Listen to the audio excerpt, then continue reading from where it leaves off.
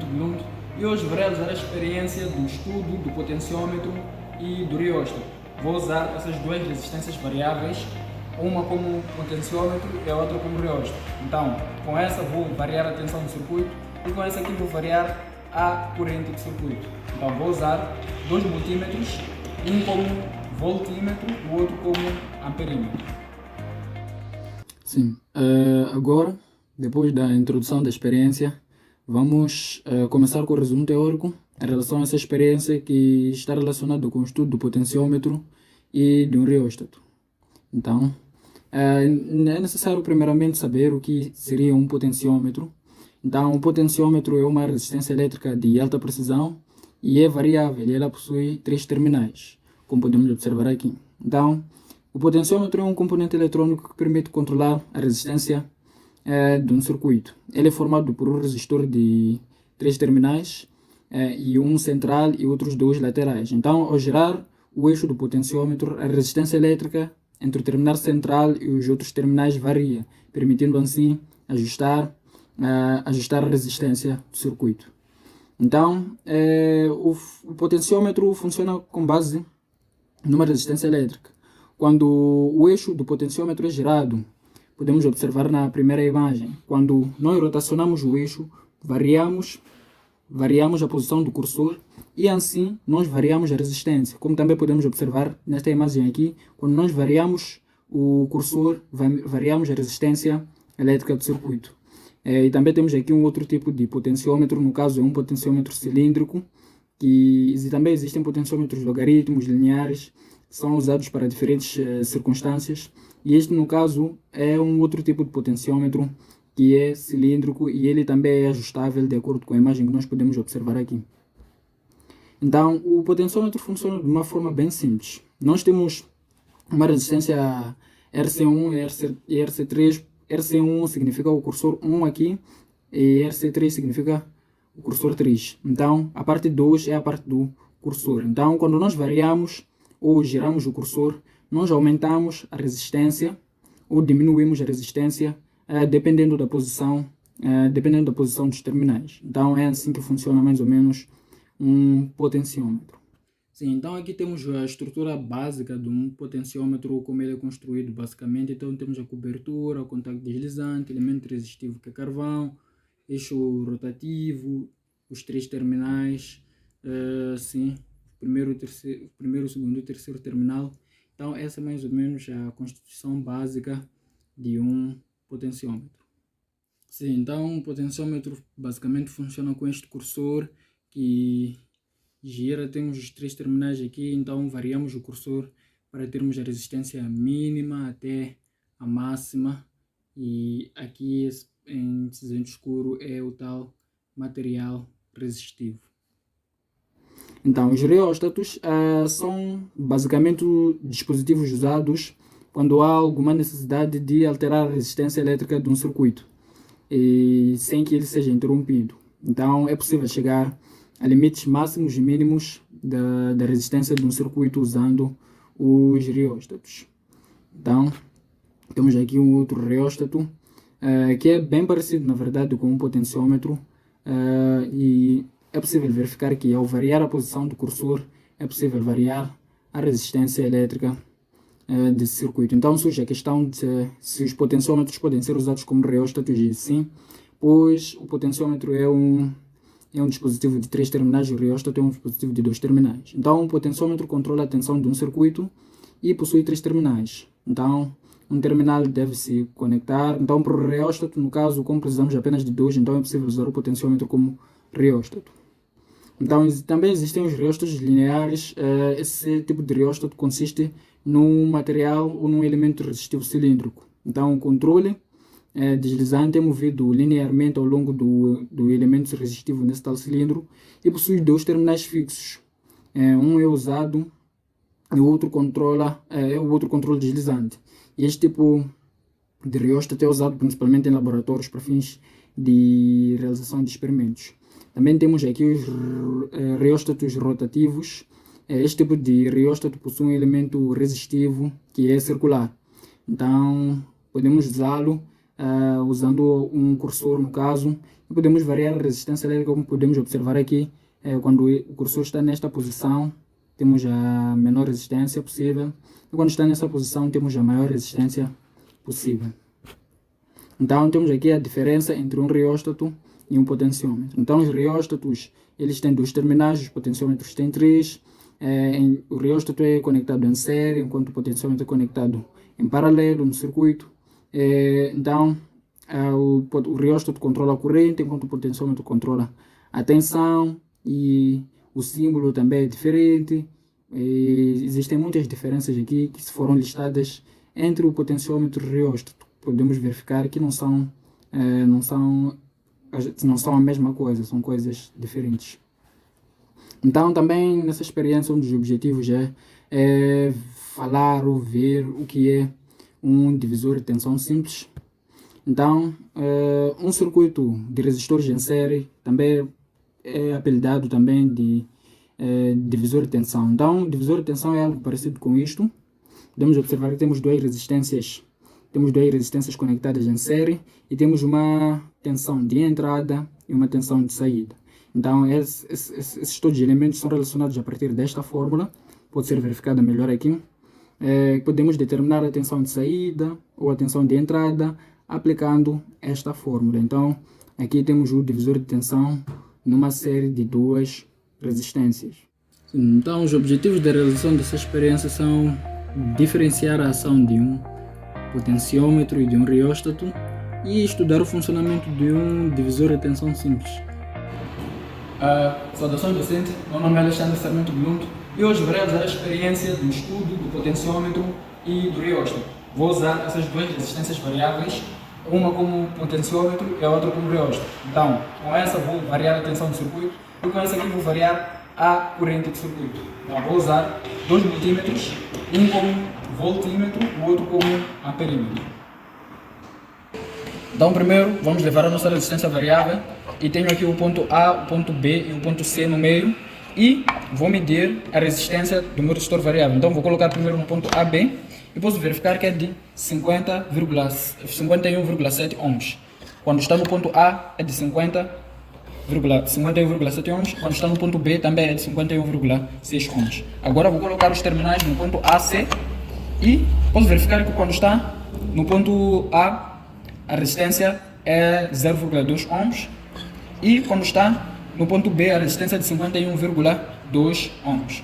Agora vou colocar os terminais no ponto CB e posso verificar que quando está no ponto A resistência é de 51,9 ohms e quando está no ponto B a resistência é de 0,1 ohms. A outra resistência variável que será usada durante a realização da experiência é essa de 1 kΩ. Então vou colocar as escalas no 20 kΩ e também posso medir a resistência dessa resistência variável. Posso verificar que é de 0,94 ohms, mesmo no ponto A, mesmo no ponto B, quando os terminais estão no ponto A e B. Agora se eu coloco no ponto AC, posso verificar que no ponto A é 0 e no ponto B é 0,95 kΩ. Agora se eu coloco no ponto CB, posso verificar que no ponto A é 0,94 kΩ e no ponto B é de 0,1 kΩ. Então a primeira resistência que vamos usar na montagem do primeiro circuito é essa. Então vou verificar qual é a resistência desse resistor. Posso verificar que é de 52 ohms, o que significa que no primeiro circuito, como vou associar um resistor variável que vai até 50 ohms no máximo e outra de 50 ohms, vou colocar o amperímetro na escala de correntes altas. Então, já calibrei a minha fonte de tensão para 12 volts e já tenho o circuito aqui montado e os terminais na minha resistência variável entram no ponto A e no ponto B. Então vou proceder de modo a medir a tensão no ponto DB, no ponto DA, no ponto AB, no ponto AC e no ponto CB. Então vou ligar a fonte e posso verificar que quando o cursor está no ponto A, posso verificar que quando o cursor da minha resistência variável está no ponto A, a corrente que passa é de 0,11 amperes. Então a tensão é de 12,14 volts. No ponto DA, a tensão é de 6,09 volts. No ponto AB, a tensão é de 6,04 volts. No ponto AC, a tensão é de 0 volts. No ponto CB, a tensão é de 6,04 volts. Agora eu vou girar o cursor para o ponto B, e vou proceder de modo a medir a tensão de novo nesses diferentes pontos. Então, posso verificar que a corrente se mantém em 0,11 amperes e a tensão no ponto DB é de 12,14 volts. A tensão no ponto DA é de 6,09 volts. A tensão no ponto AB é de 6,04 volts. A tensão no ponto AC é de 6,04 volts. E a tensão no ponto CB é de 0 volts.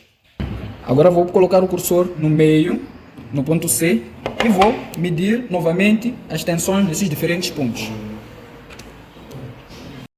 Então, com o cursor já no meio, no ponto C, vou medir novamente a corrente. Eu posso verificar que é de 0,12 amperes. Então, sim. Então, vou medir a tensão no ponto DB. Eu posso verificar que é de 12,14 volts. No ponto DA é de 6,14 volts. No ponto AB é de 5,99 volts. No ponto AC é de 2,89 volts. E no ponto CB é de 3,08 volts. Sim, aqui já tenho o segundo circuito montado e eu posso verificar que o terminal que sai da resistência, aqui tem que ser uma resistência de 1 kΩ. Posso verificar que o terminal que sai da resistência de 1 kΩ entra já no ponto C da minha resistência variável. Então, primeiro vou colocar o cursor no ponto A, este é o ponto A, e vou proceder de modo a medir a tensão nos diferentes pontos novamente. Com o cursor no ponto A, eu posso verificar aqui, pausa. Sim. Então aqui temos uma resistência variável, né? Que a entrada, o terminal, parte da resistência de 1 kΩ até o cursor C ou o ponto C da minha resistência variável. Então vou proceder de modo a medir novamente a tensão nesses diferentes pontos quando o cursor está no ponto A, no ponto B e também no ponto C, que é no meio. Sim. Então agora vou ligar a fonte calibrada para 12 volts. Posso verificar que quando o cursor está no ponto A, a corrente é de 6,14 miliamperes. Então a tensão no ponto DB é de 12,10 volts. Então a tensão no ponto DA é de 6,17 volts. A tensão no ponto AB é de 5,92 volts. A tensão no ponto AC é de 0,17 volts. A tensão no ponto CB é de 0,01 volts. Agora vou colocar o cursor no ponto B e vou medir a tensão novamente nos diferentes pontos do circuito. Sim. Então agora vou medir a corrente quando o cursor está no ponto B. Eu posso verificar que é de 11,92 miliamperes. Então a tensão no ponto DB é de 12,5 volts. No ponto DA é de 11,86 volts. No ponto AB é de 0 volts. No ponto AC é de 0,3 volts. E no ponto CB é de 0 volts. Então agora, com o cursor no meio, no ponto C, vou voltar a medir a tensão nos pontos do circuito. Então, o valor da corrente quando o cursor está no ponto C é de 8,11 miliamperes. Então, o valor da tensão no ponto DB é de 12,09 volts. No ponto DA é de 8,22 volts. No ponto AB é de 3,84 volts. No ponto AC é de 0,2 volts. CB é de 0,1 volts. Então aqui posso verificar que o terminal dessa resistência está no ponto C. Está no ponto C. Então, se eu colocar o cursor no ponto A e medir a corrente, posso verificar que é de 6,02. Mas se eu variar a posição do cursor, posso verificar que a corrente também muda. Isso quando o terminal está no ponto C da minha resistência variável. Agora, quando eu coloco os terminais no ponto A e B, posso verificar que o valor da corrente não muda, independentemente da posição do cursor. Então, nessa posição AB, o valor da corrente não muda. Sim. Então, já realizamos as experiências no laboratório e montamos 3 circuitos durante a realização dessas experiências. Então, aqui vamos analisar os dados que foram colhidos durante a realização da experiência. Então, na primeira experiência usamos um material parecido com este. Tínhamos aqui o terminal A, B e C. Terminal A, B e C, os quais nós fomos variando durante a realização da experiência para verificar o que acontece com a resistência. Então, esse foi mais ou menos o circuito que foi montado. Então, é possível verificar que, dependendo da posição que nós colocamos o ohmímetro, temos resistências diferentes, também o cursor, dependendo da posição do cursor. Por exemplo, na linha 1 verificou-se que a resistência AB não depende da posição do cursor. Por acaso aqui, na posição AB, a resistência não muda, independentemente da posição do cursor. Porém, na segunda linha, é possível verificar que, quando nós colocamos os terminais no ponto AC, quando o cursor está no ponto A, a resistência é 0, mas quando está no ponto B, a resistência é de 51 ohms. E quando colocamos os terminais no ponto BC, é possível verificar que, quando o cursor está no ponto A, a resistência é máxima, e quando está no ponto B, a resistência é mínima. Então, para o segundo circuito, nós montamos o segundo circuito usando um potenciômetro e uma resistência de 50 ohms.